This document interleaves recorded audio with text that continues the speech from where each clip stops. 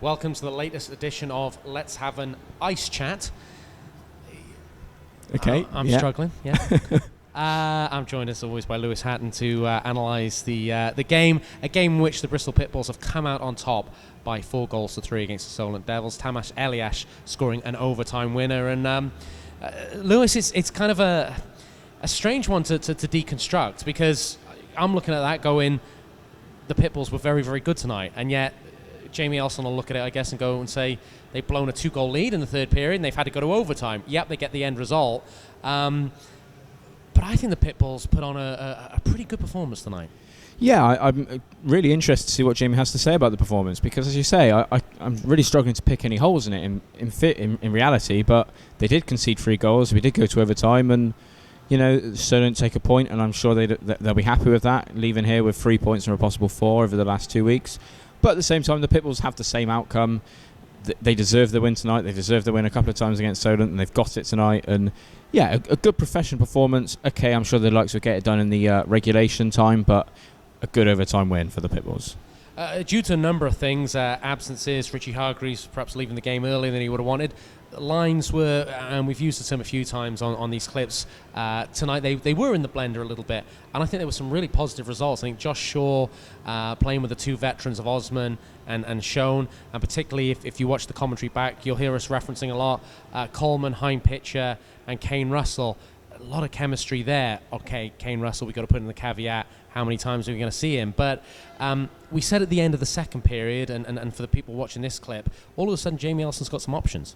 Yeah, and that's exactly what you're going to want, because there's going to come a time in playoff hockey where maybe with 10 minutes to go you need a goal and your lines haven't been working. So you need to know you can throw out 2 or 3 different players from different lines that have worked together in the past and have worked well. And as you say, Josh Shaw stepped into what is Loris Taylor's spot in the lineup and didn't look out of place at all.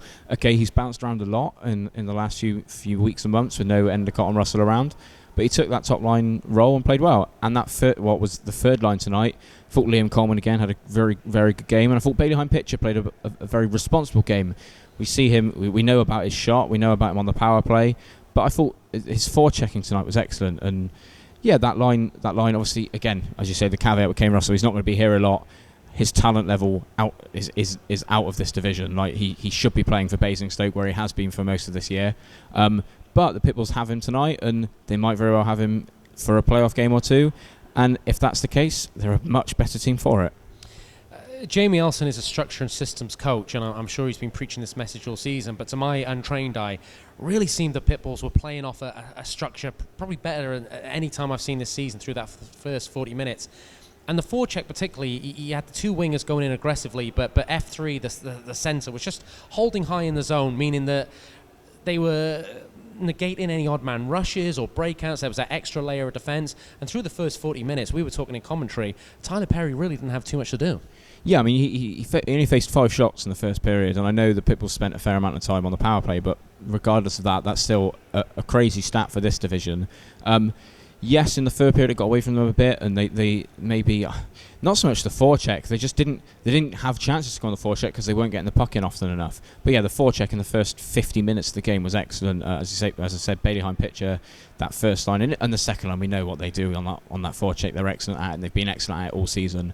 But yeah, just a solid, responsible game of hockey tonight from the Pitbulls.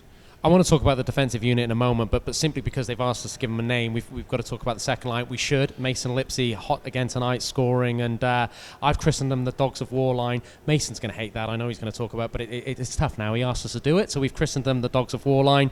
In all seriousness, I think they might have been on the ice for the tying goal. That's probably the only mistake I can think of. Eliash gets the winning goal. Warren, he was controlled tonight. We saw that game against Streatham. Hopefully he's learned from where he stepped over the mark. He played to the edge tonight, but he played it well, and he was excellent. Mason Lipsey, hot stick again. So that line, it just seems to me made for playoff hockey. Yeah, absolutely, and it comes up big in both ends of the ice. As we said with Warren and Eliash, they go into those corners, they'll dig the puck out, they'll do the dirty work, and Lipsey, 20th and 21st goals of the season tonight, leads the Pitbulls in goals and I think assists. He's the key player for the Pitbulls, getting the puck to him out in the slot. That shot is, I'm not going to say unsavable, but as close to it as you're going to get at this level outside of an Antonov or a Lashek. But yeah, even Lipsy, we didn't mention in overtime. He made a huge play with the net was gaping. I think it might have been for Pitts or Lackey, and he just takes the body, not worried about the puck, just takes the body, stops the shot being able to get on the net, and about a minute later the Pitbulls go and score the winning goal. So let's talk about the defensive unit, and again, intrigued to know what Jamie Elson's going to say, because he will be annoyed, and you can see him annoyed on the bench. There are a couple of breakdowns led to the Devils scoring their 2 third-period goals. But I'd say for 50 minutes, the defensive zone was neat and tidy tonight. There wasn't a lot of cough-ups. The puck was got out of the zone when it needed to, and the stick detail particularly. And if you listen to the commentary back, we talk about stick detail a lot tonight. You mentioned Sam Smith as your perhaps choice for man of the match. There are other players you can throw into that. Bailey Perry made a welcome return. The defensive unit tonight, certainly for 50 minutes, just played a nice, clean game. Yeah, I can only think of 2 poor giveaways in the defensive zone tonight. One of which was Kane Russell in the second period, where he atoned for that by making a great play, great stick play, that getting the puck out of the this away from the Solent player. And yeah, the one that allowed the game-tying goal. As you say, it was just a solid game. There's been a couple like it where the Pitbulls, I think of the Invicta 8-1, where the defensive side of the game, they were excellent. Tonight, a tougher game than Invicta, and a better performance than we've seen most weeks from that defensive core. We're talking about playoff hockey a lot at the moment, because essentially we're in playoff hockey. Players and teams are playing their way into that playoff mentality. Bailey Heim-Pitcher, when I interviewed him a couple of weeks ago, Lewis, he said that the Pitbulls have got to get used, and they are a young team. They are learning from experience. They've got to get used to sometimes in playoff hockey, the ebb and flow. They're going to be against adversity sometimes and how they respond. To go from 3-1 after a picture-perfect 50 minutes display, and then to tie the game 3-3 and have to go to overtime, I think that's a good shot in the arm, a good confidence boost, that they can respond to that adversity. Yeah, and well, it's weird, because after that second goal, which is a really good goal by Elliot Lewis, a really good finish, good spinorama, good finish into the net, the Pitbulls come out and had 2 really good shifts. So they did sort of stem the momentum, but they had 2 good shifts without creating anything, and then they sort of fell into that lull that they'd got themselves into early in that third period, where they allowed Solent too much time.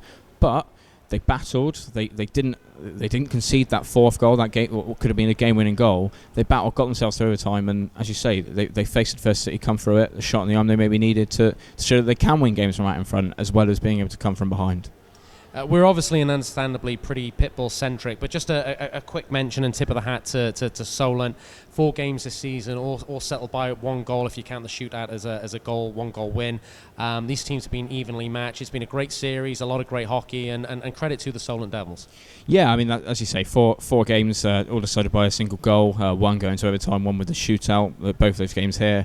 They're a good team. They're a well-structured team. Their scoring does rely heavily on that first line, but the hot stick of Elliot Lewis at the moment, you can't complain about that whatsoever, can you? Off the top of my head, I can't remember. I think that's 24 goals for him now. A very good player, very good young player. The only player younger than Mason Lipsy, I think, who is scoring that many goals in this division so far. And just finally, Lewis, I got to go home now because I've got no better offers. No one's invited me anywhere. I assume that's the same for you, is it? Or oh no, remind me, where are you going now? I can't remember. I think I'm just going to the bar after the game. You're just going to the bar. Yeah. The team are going out tonight, much deserved. I like to think we're a team, but there's only one of us on the VIP list tonight, isn't there? For apparently so. Maybe they just didn't want to cramp your style. Yeah, that's what it is. Okay, we're going to leave it at that. I'm bitter. I'm going to go and drown or cry my tears in the car on the way back. Lewis is going out with the team. They've deserved a team night out. They were fantastic tonight. Lewis, thank you as ever for your company, and keep watching us on FTA Sport.